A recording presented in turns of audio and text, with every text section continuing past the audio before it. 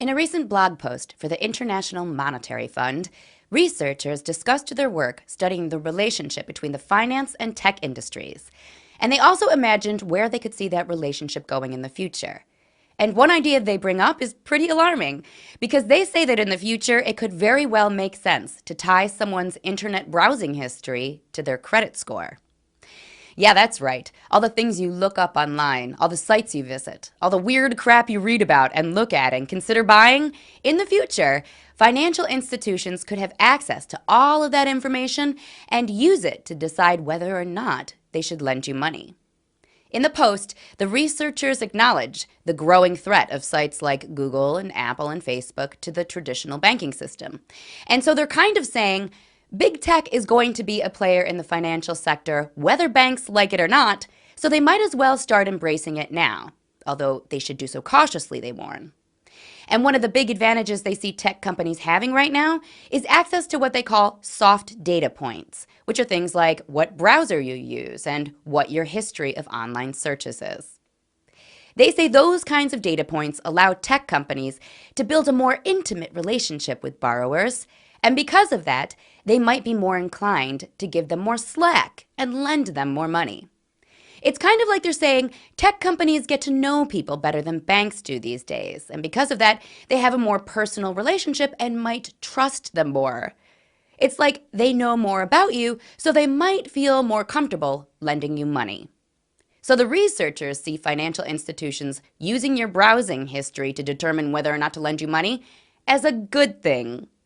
They think it'll only serve to help people because, as we all know, financial institutions, along with big tech, only have your best interest in mind. Only problem with that is there is no future in Babylon. Kal halal Yahweh Shem Yahweh Shai Shem Kwadash. Double honors unto the elders and apostles of Great Millstone. Salutations to the hopeful elect, pushing this truth in sincerity indeed, risking their neck in these insane times. Shalom Yasharala. This is Proverbs chapter 22, verse 7, and it reads, "The rich ruleth over the poor, and the borrower is servant to the lender." I came across this article and I instantly thought, I kid you not, yet another example of how the powers that really shouldn't be, in this case the technocrats who now more recently have assumed the right to rule over you based on their extensive knowledge in computer programming, artificial intelligence, and algorithms. Yet another example of how they would begin to exert the power they hold going into 2021 by attempting to censor the truth and influence the behavior of the masses. This should speak volumes to those that are in this truth, and I'm not just speaking of the obvious excuse to invade one's privacy. I know what privacy, right? Don't think for a second we are not at all being monitored, surveilled, and tracked anyway. So, really, this comes down to the money lenders dictating the behavior one should have if they expect to survive in these last days. Really speaks to Revelation, the 13th chapter, the ability to buy and sell, and the implementation of the chip and beast system. Reminds me of the Borg from the TV show Star Trek. You will be assimilated. Resistance is futile. I often make these references to science, not really fiction, by the way, because Esau's plan is to ravage the earth, block out the sun, and build an luxurious refuge in the sky, while you, his microchipped slave, labors away answering his every want and need. Isaiah 14 and 13, "For thou hast said in thine heart, I will ascend into heaven. I will exalt my throne above the stars of the Most High Power. I will sit also upon the mount of the congregation in the sides of the north." The mount of the congregation is the Israelites here in America, the north. 14, "I will ascend above the heights of the clouds. I will be like the Most High." As I said, this is how they keep track of you, the prince of the power of air, using the internet. His hope is to keep track of you with the RFID microchip. Psalms 10 and 8, "He sitteth in the lurking places of the villages. In the secret places doth he murder the innocent. His eyes are privily set against the poor."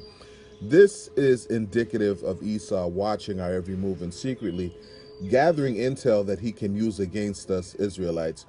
This also speaks to Revelation 12 and 10 and the point brought out by Elder Apostle Aram Lob that the word accuser in the Greek, kategoros, which goes back to the English word category, they are categorizing Israelites. The idea being Esau as a complainant in law is building a case against you, the accused, kategoreo in the Greek, in order to enslave you and stick you with the chip.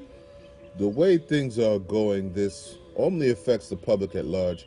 Doesn't really affect you celebrities, the lesser luminaries, the rich and infamous, government leadership, or you so-called present-day royalty.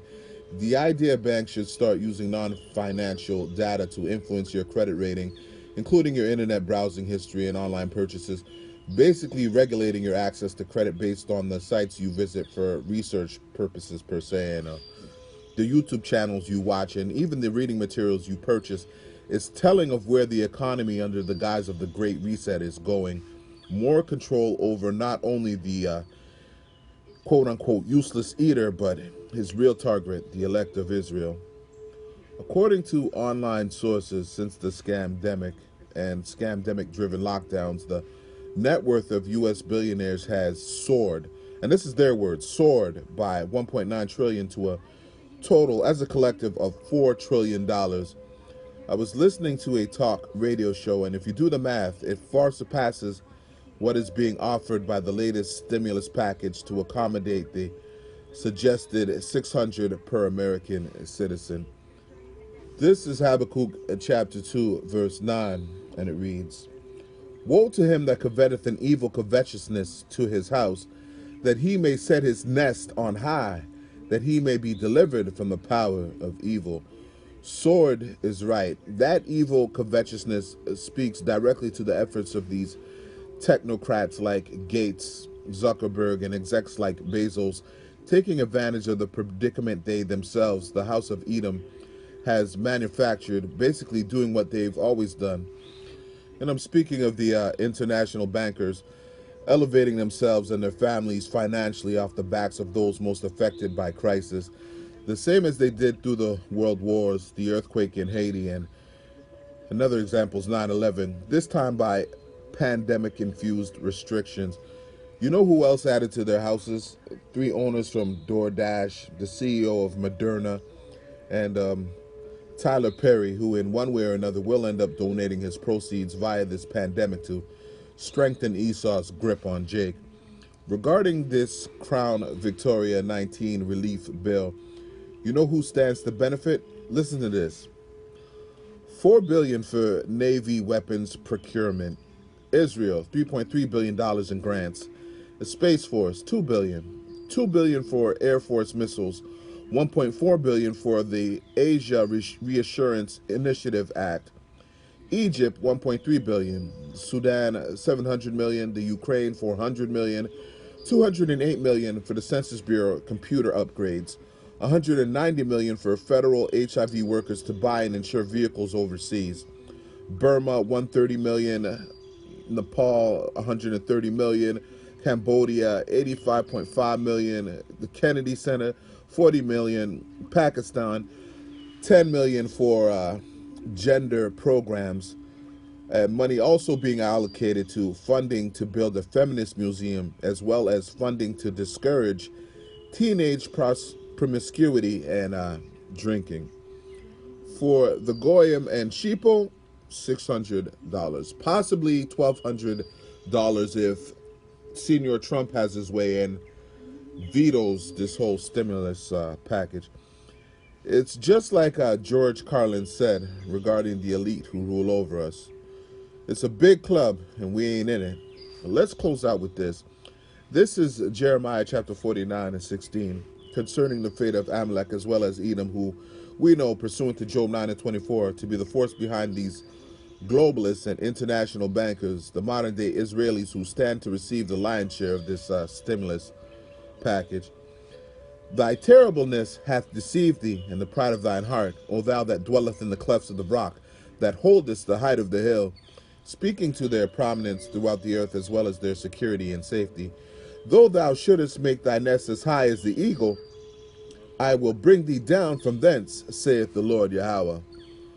Also Edom shall be a desolation, and that is the Lord's judgment on America. When Yahweh Bahashem Yahweh Shai is done with it, it'll be nothing more than a parking lot. Nothing will stand. Everyone that goeth by it shall be astonished, and shall hiss at all the plagues thereof. As in the overthrow of Sodom and Gomorrah, just as Sodom and Gomorrah were destroyed by fire and brimstone, America will be destroyed by thermonuclear fire. As in the overthrow of Sodom and Gomorrah and the neighbor cities thereof, saith the Lord Yahweh, no man shall abide there, neither shall a son of man dwell in it. Incidentally, Israel is illegally recruiting Canadian citizens into their army, and the Canadian government has nothing to say about it. I wonder what Canada gets for this silent agreement. Call halal Yahweh Ba'Shem Yahweh Shai Ba'Shem Rakakwadash through the power and spirit. I hope you are edified. Double honors unto the elders and apostles of Great Millstone who teach us 100% truth and rule well. Salutations to the hopeful elect. Peace and blessings to y'all. Shalom Yasharallah. Don't take that jab. Don't take that chip.